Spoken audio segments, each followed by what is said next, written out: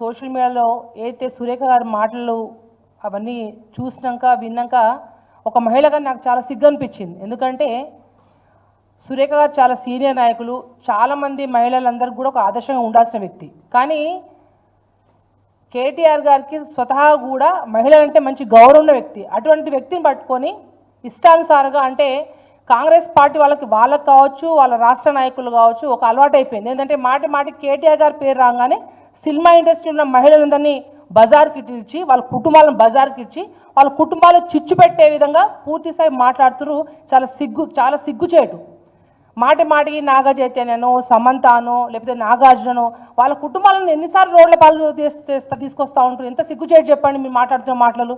నీ మాటలు సురేఖమ్మ, నువ్వు చాలా సీనియర్ నాయకులు, నువ్వు మంత్రి అనే ఒక అహంకారంతో ఒక మహిళవి ఉండి సినిమా ఇండస్ట్రీలో ఉన్న మహిళలందరి పట్ల చాలా చీప్గా చేస్తుంటే సినిమాలో పోయే ప్రతి మహిళలు కూడా ఒక వేరే వ్యవహారంతో ఉంటునే విధంగా చాలా చండాలంగా మాట్లాడుతూ చాలా సిగ్గుచేటు. ఏదైతే సురేఖ గారు కేటీఆర్ గురించి అడ్డగోలు అంటే మీరు కేటీఆర్ గారు ఫినాయిల్తో కడగాలి, యాసిడ్ పోసి కడగాలి, మీ నోర్లు యాసిడ్ పోసి కడగాలి ఖచ్చితంగా. అనవసరంగా మీరు అందరి కుటుంబాలను రోడ్డు ఇడుస్తూ ఉన్నారు. సురేఖమ్మ, మీరు కేటీఆర్ గురించి విమర్శించే ముందు, ఎందుకంటే నిన్న కేటీఆర్ గారు ప్రతి గల్లీ కాలి ఇంటింటికి వెళ్ళి అయితే హైదరాబాద్ ద్వారా మూసి రివర్లో ఇబ్బంది పడుతున్న అక్కడ కూల్స్తున్న ఇళ్ళ గురించి వాళ్ళని అందరినీ పరామర్శిస్తూ ఉంటే వాళ్ళకి అర్థమైపోయింది కాంగ్రెస్ యొక్క గ్రాఫ్ పూర్తిగా హైదరాబాద్ అయితే మొత్తం మట్టి కాలిపోయిందని చెప్పి వాళ్ళు తెలిసినాక ఏ విధంగా ఈ విషయాన్ని డైవర్ట్ చేయాలని చెప్పి సురేఖ గారిని, సీతక్క గారిని వారి ముందు తీసుకొచ్చి సీన్లో తీసుకొచ్చి దీన్ని పూర్తిగా పండుగ ముందు డైవర్ట్ చేయడానికి, అంటే కనీసం బతుకమ్మ చీరలు కూడా ఇవ్వలేని దీనస్థితి కాంగ్రెస్ పార్టీది. ఇవంతా డైవర్ట్ చేయడానికి ఇవాళ ఏదైతే సురేఖ గారు మాట్లాడుతున్నారో, ఖబర్దార్ సురేఖ గారు, ఊరుకునే లేదు, మేము ఊరుకుచ్చి కొట్టాల్సి వస్తుంది. మీరు ఏదైతే కేటీఆర్ గురించి విమర్శించే ముందు ఇంకొకసారి మాట్లాడితే అసలు ఊరుకునేది లేదు. ఏది పడితే మాట్లాడితే కరెక్ట్ కాదు. మీ మీద పరువు నష్టం దావా వేసే ఖచ్చితంగా తీరుతాం.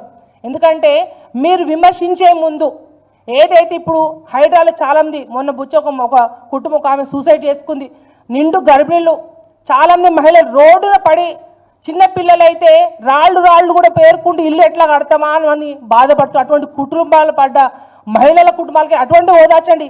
మీ రేవంత్ రెడ్డి గారితో మాట్లాడి హైడ్రాని ఆపి మహిళా కుటుంబాలను నిలబెట్టే పని చేయండి తప్ప అనవసరంగా రాద్ధాంతం చేసి అనవసరమైన మాటలు మాట్లాడితే మీ నాలుక చీరుస్తా అని చెప్పి మిమ్మల్ని అందరినీ తెలియజేస్తా ఉన్నాం.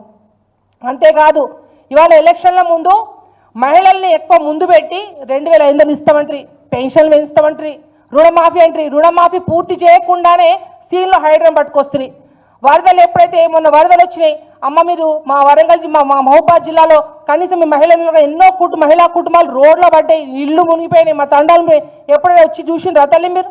కానీ అనవసరంగా ఇవాళ మిమ్మల్ని ఎవరో మిమ్మల్ని విమర్శించి సోషల్ మీడియాలో తప్పు పెట్టిన వాళ్ళగా మీరు కఠిన చర్యలు తీసుకోండి. ఎటువంటి ఇబ్బంది లేదు, దానికి ఎవరు అడ్డు కాదు. మహిళల గురించి ఎవరు కూడా విమర్శించరాదు, ఎవరిని ఫేస్బుక్ అడ్డుగులు పెట్టాల్సిన అవసరం లేదు.